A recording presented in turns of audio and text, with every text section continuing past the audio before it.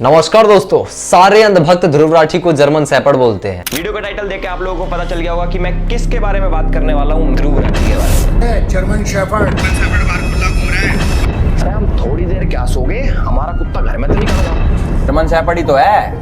मुश्किल लिख लो भाई, जर्मन शेपर्ड कुत्ते पालना बहुत डिफिकल्ट है भाई, बहुत डिफिकल्ट है। देखो अबे सब समझ गए क्यों? क्योंकि जर्मन शेपर्ड हिंदुस्तान के अंदर ना एक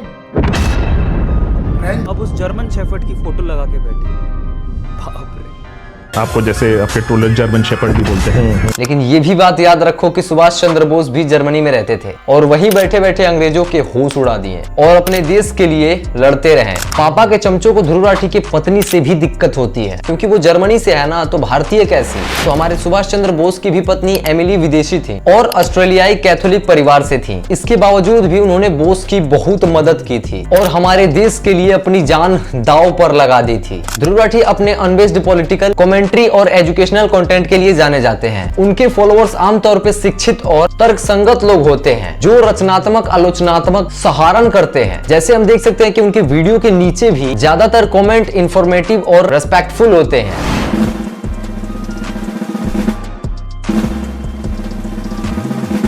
तो वही काव काव करने वाले बेवकूफ सरदार के फैंस कह लो या उसके जैसे मानसिकता वाले सारे छपरी कह लो, वो अक्सर अब्यूज लैंग्वेज यूज करते हैं। माँ बहन की गाली उनके लिए आम बात होती है। डीपी पे राम की तस्वीर होती है, खुद को राम भक्त कहते हैं। दूसरों की माँ बहन बीबी की इज्जत उछालने से पहले उनको कुछ ख्याल नहीं आता। इतना सब करने के बाद भी ये खुद को हिंदू बुलाते हैं। राम राम भाई सभी लोगों को, welcome back to my YouTube channel. और एक बार जल्दी से वीडियो को पॉज करो और ना कमेंट सेक्शन में लिख के आओ कि क्या तुमने मुझे मिस करा। किसी कारणवश मेरे को वो चीजें छोड़नी पड़ी, बट भाई मैं जितनी भी लड़कियां सुन रही है ना इस चीज को, भाई थोड़ा सीरियसली लेगा। मैं मजाक करते रहता हूँ, तुमने सब सुनी। As a brother, as a big brother, small brother या फिर एज अ फ्रेंड सुनना इस बात को।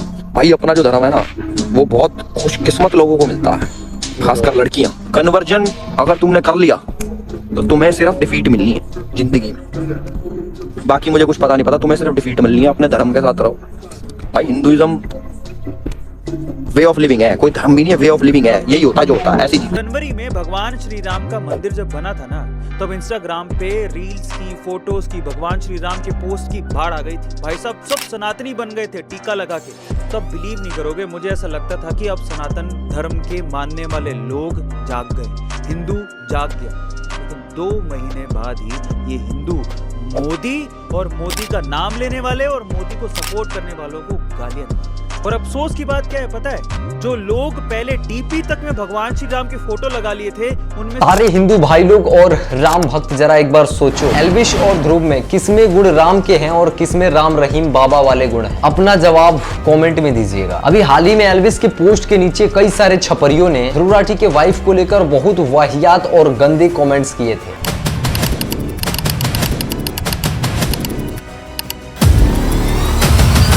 छपरियों से मेरा यही सवाल है कि तुम्हारे घर में माँ बहन या तुम्हारी बीवी नहीं है? तुम भी तो उसी प्रोसेस से जन्म लिए हो जैसा कि हर इंसान जन्म लेता है। फिर तुम्हारे जन्म टाइम तुम्हारे माँ के लिए अगर कोई ऐसा शब्द बोलता तो तुम्हें कैसा फील होता? अगर तुम्हारे बहन के लिए कोई ये सब वर्ड यूज करेगा तो तुम्हें कैसा लगेगा? दोस्तों यही सब दिखता है कि एल्विस और उसकी छपरी आर्मी की मानसिकता कैसी है। ये सब छपरी हमारे देश, हमारे घर की औरतों के लिए खतरा है। एल्विस तो इंसान कहलाने के लायक ही नहीं है, वो काव काव करते हुए ही ठीक लगता है।